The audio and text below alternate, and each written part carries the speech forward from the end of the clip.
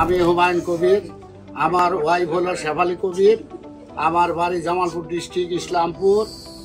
2021 সালে আমার ওয়াইফের ওভারি ক্যান্সার ধরা পড়ে। ক্যান্সার হঠাৎ করে ধরা পড়ার পরে অপারেশন করি। অপারেশন করার পরে 2.5 কেজির মতন টিউমার বাড়ানোর পরে এটা কেমো দেয় স্কোয়ার হাসপাতালে। কেমো দেওয়ার পরে 3.5 বছর ভালো থাকে। ফির আবার গত ডিসেম্বর মাসে 25 সালের ডিসেম্বর মাসে আবার ক্যান্সার ব্যাক করেছে। 25 সালে 24 সালের ডিসেম্বর মাসে ফির আবার ক্যান্সার ব্যাক করে। রক্তের CA-25 ক্যান্সারের মার্ক এটা 1446 হয়।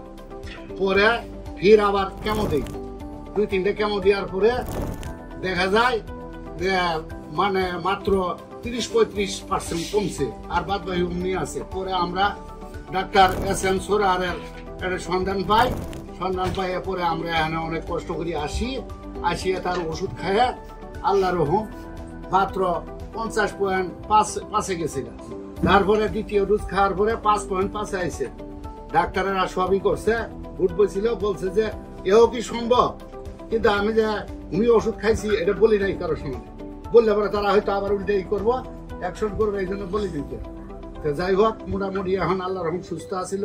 আমাদের মনে করেন পেট ফুলিয়ে হয়েছে। ডাক্তারের কাছে নিয়ে গেছিলাম। ডাক্তার বলছে যা যা খাওয়ার দরকার খাওয়ান, এবার আর ঘুরবো না। প্যাঙ্কাইটিসে গেছে চলে, বললো যে প্যাঙ্কাইটিস। তা আমরা বুঝি না কি জিনিস, যে প্যাঙ্কাইটিস অসংখ্য সাগুদানার মতো পেটের মধ্যে গুটি গেছে, কলজার ফোন তো হয়ে গেছে। পরে আমরাই করলাম যে 5 মিনিট যা যা খেলে দরকার খেলে উত্তর সেদিন করছি।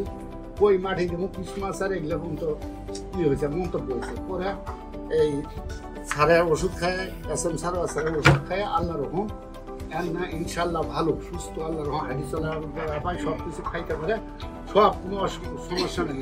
আল্লাহর কাছে আমরা সবাই আমাদের পরিবারের ছেলে মেয়েরা নামাজে বসি দোয়া করে স্যারের জন্য আল্লাহ দুর্গায় কামনা করে। এটাই।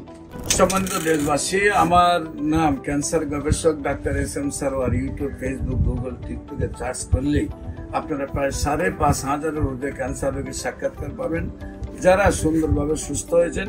এমনিভাবে আমরা তাদের নাম ঠিকানা সহ উপস্থাপনা করি। আপনাদের যে কোনো প্রয়োজনে স্ক্রিনে দেওয়া নম্বরে যোগাযোগ করবেন, এবং আপনাদের সবাইকে আমাদের অফিস ভিজিট করার জন্য আমন্ত্রণ জানিয়ে শেষ করছি। সবাইকে ধন্যবাদ। আসসালামু আলাইকুম ওয়া রাহমাতুল্লাহ।